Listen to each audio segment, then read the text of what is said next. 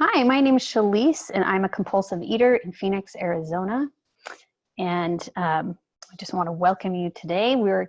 This is Step It Up, and we want to share some thoughts about the mental today.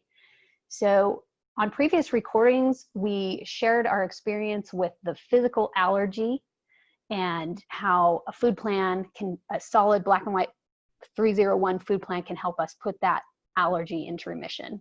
So the physical allergy is not the only problem that we have. If it was, then diets would work. If it was, then food plans would work. Like we could just stop eating the things that we're allergic to and we'd be good to go. But unfortunately, or maybe fortunately that we know this, that we have other problems that prevent us from being able to stay sober. And that other problem is the mental twist. For me, coming into this program, it was pretty easy for me to grasp the understanding of the physical allergy. It made so much sense to me, and I could see how those substances were, when I put them in my body, how my body reacted to them. And that was just kind of an easy concept for me to understand. But the mental twist was a little harder for me to understand. I didn't quite grasp the concept of what people meant when they said mental twist. What's the mental twist? But I just wanted to share a story or an experience that I had when I was early on in my recovery.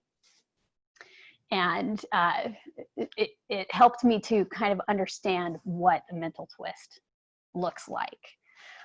So about, let's see, I decided to become abstinent 2 weeks before my in-laws came to visit us when we were living in Maine. And I decided to do that. I realized after going to a few meetings, I said, I am a food addict and I want to do something about it. So I decided, there's never going to be a good time to become abstinent.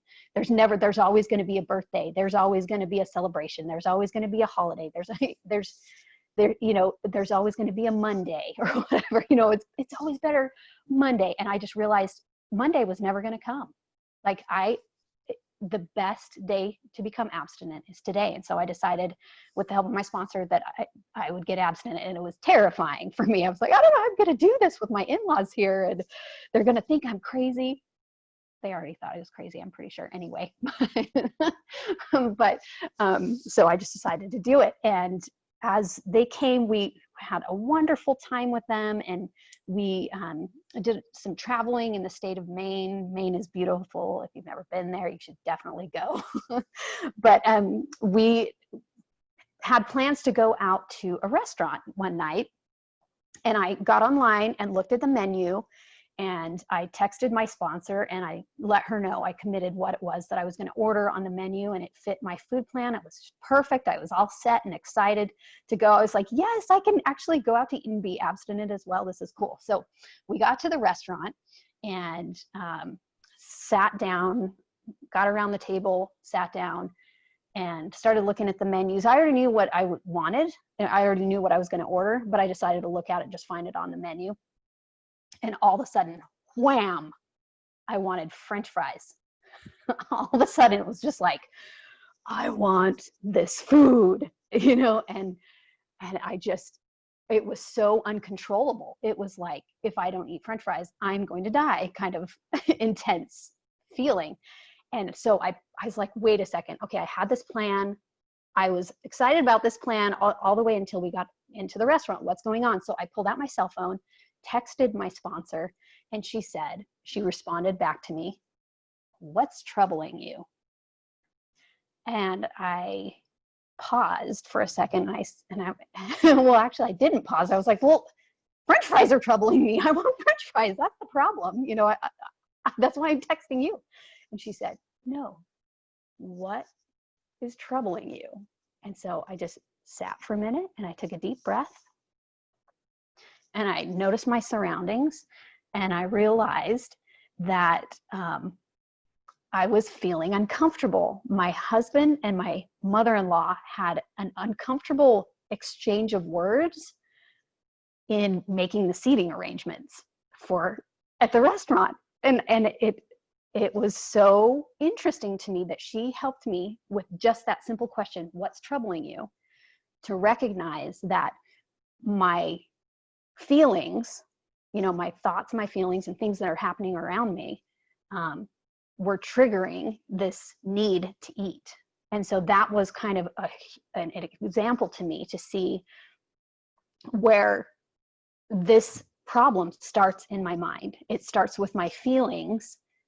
I have something uncomfortable happen, or imagine this was over seating arrangements. Think about what kind of feelings you would want to cover up if you experienced a job loss, or I don't know, isolation in a pandemic, or the loss of a loved one. Can you imagine like what kind of feelings? I'm thinking, man, seating arrangements, discomfort over that are pushing me into a need to eat or numb up.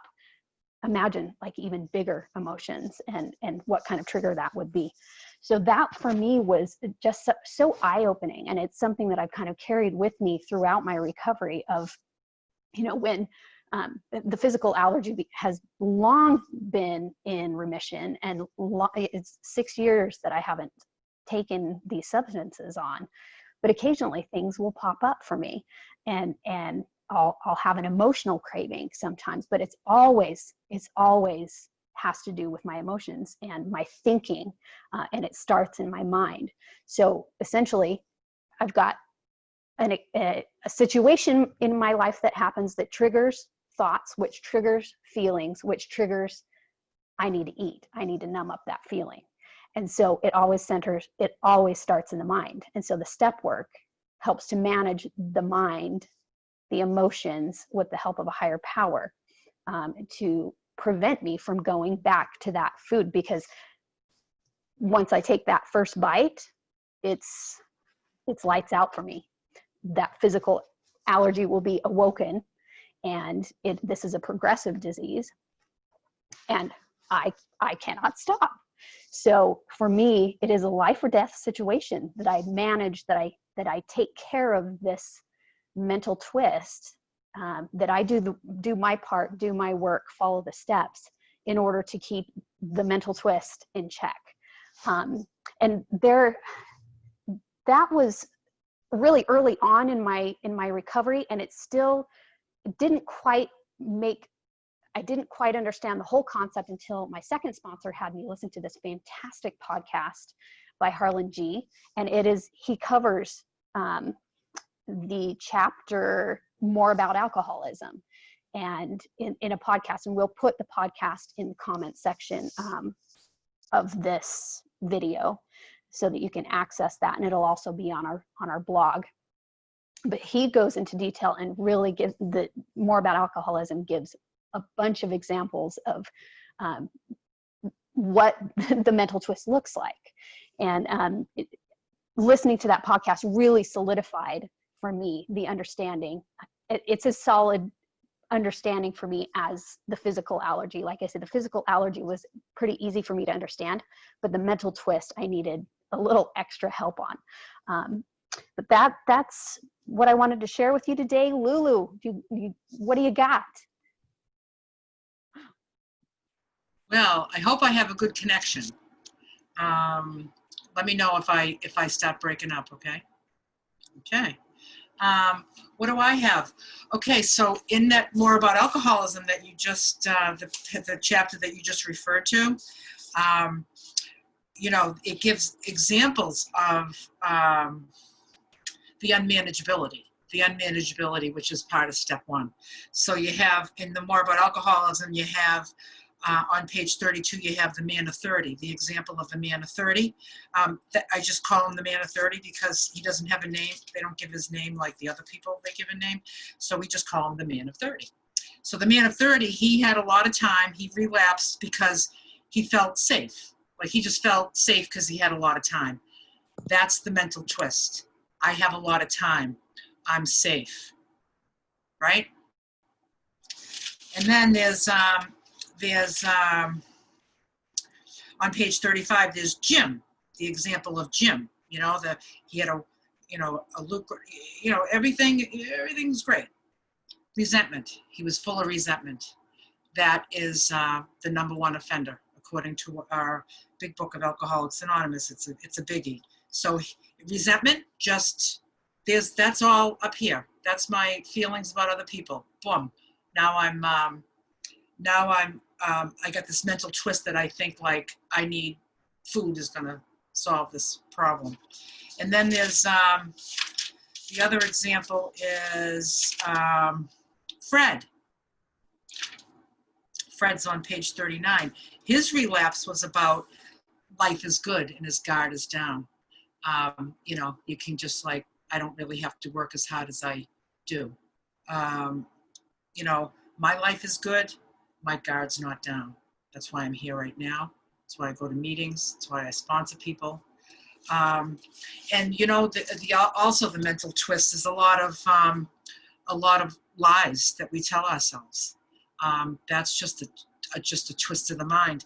And I'm just going to rattle off a few that's on this little sheet that I have that I think we'll scan and throw on the website, but just different lies. I can eat this. I don't have to tell my sponsor. I only had a couple of days anyway. Starting over is no big deal. I'll start tomorrow or Monday or the first of the month or the first of the year, however that looks. I'm not eating sugar or flour, so what's the big deal? I'm still abstinent. My metabolism slowed down. It's not that I'm eating too much. I don't need to weigh and measure. I can eyeball it. I don't want to annoy or be an annoyance by asking the waitress so many questions. I just need a little something to take the edge off. It's just one bite. I'll walk it off. I can only get this food item at this time of year. Or they made it especially for me. I'm not going to insult them by refusing. Oh, it's sugar-free and it's gluten-free. I'll have that. I'm not as bad as I used to be, so it won't hurt. There's not really enough to leave for another meal, so I'll just eat it just this one time. One bite won't hurt me. I can have an extra 1/10 of an ounce. It's the holidays. It's not flour or sugar. Other people are doing it. I'm hungry. I messed up. I might as well have it all. I messed up anyway. I deserve this treat after I had a hard day. I already screwed up. What's another day? I'm going to fail anyway. Just eat it now and enjoy it. Oh, this little change in your plan's no big deal. You already bought it, so don't waste it. Somebody worked hard at making this, so don't waste it.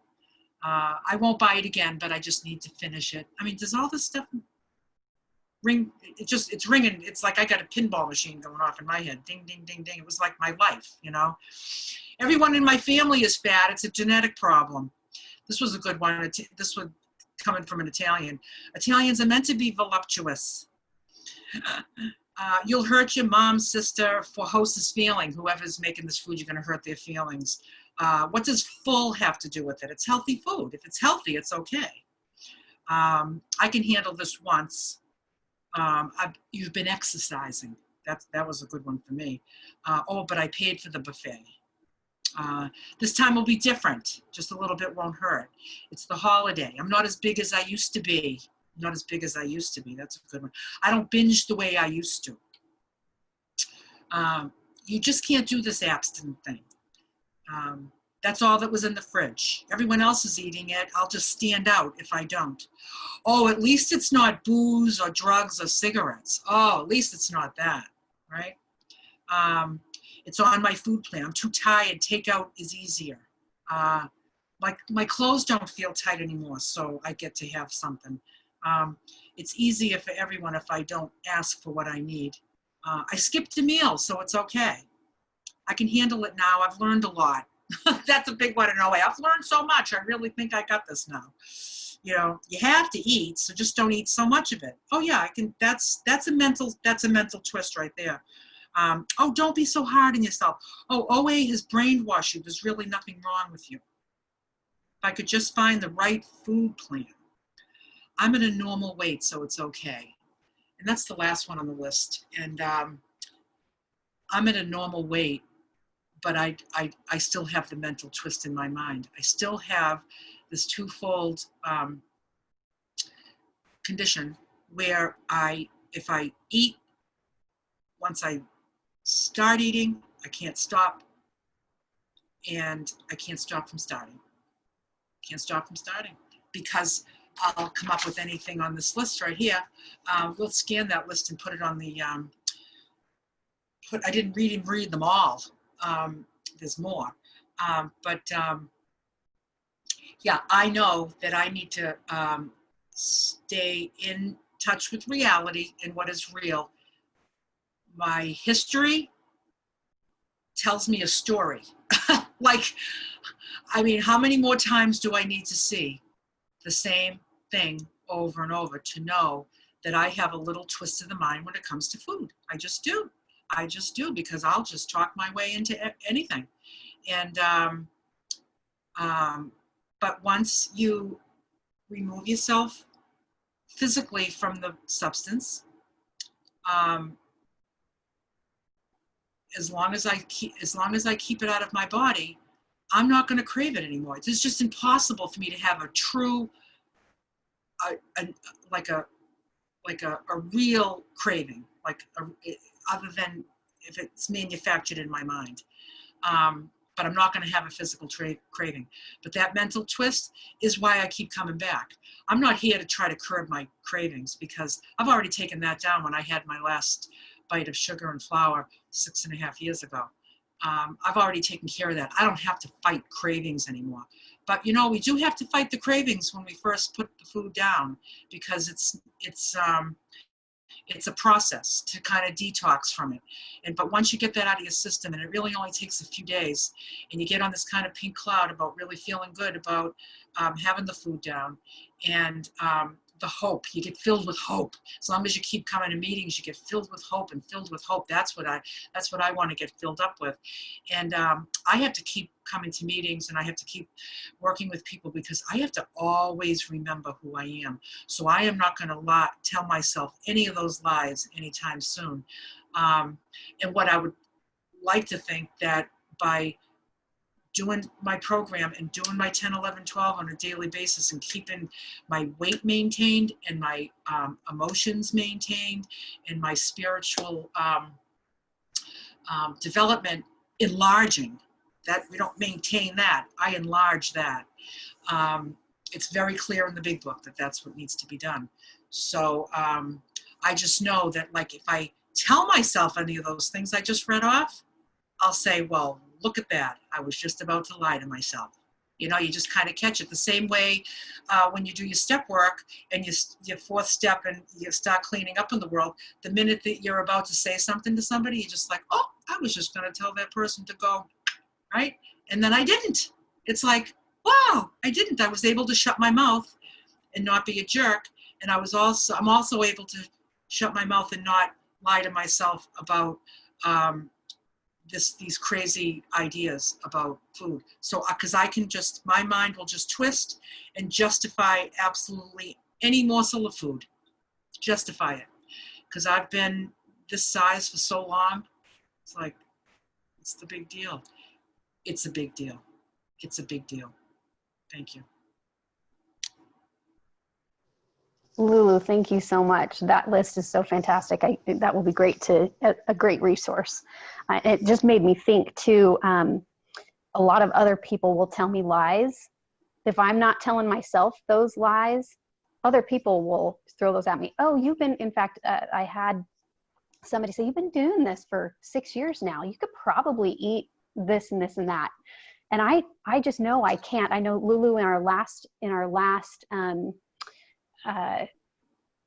meeting just talked about how the delusion has to be smashed, that I cannot eat like other people.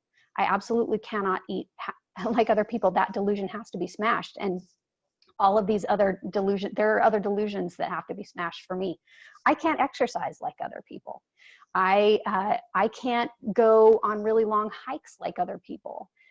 There are certain things that I need to take care of, that I don't make my food plan fit my lifestyle. I make my life fit my food plan, because it's life or death for me.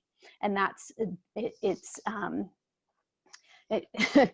people will say, in fact, I had somebody say to me, like I say, the delusion has been smashed for me. And so it's hilarious when people throw these different things at me, like, you can, here, why don't you have this? I'm not going to tell anybody, you know? And I'm just like, thank you. No, thank you, you know? And it doesn't matter. I don't go and try to explain the physical allergy or the mental twist to anybody. The only person that needs to understand the physical allergy and the mental twist is me. Nobody else needs to understand it. You know, and my husband is such a sweetheart. He'll say, well, honey, if you're going to exercise or go to the gym here, you need to eat this or this afterwards. And I say, honey, it doesn't work like that for me. I'm going to go to the gym at this time, so then I can eat my meal after this. I plan around my food plan. That may sound like insanity to other people, but it works for me. And I have to that helps me to maintain my sanity. Like, if I start messing around with that, then everything goes out of line, and I don't want that. So, and again, the mental twist is something that I'm going to be managing with the help of my sponsor and God for the rest of my life.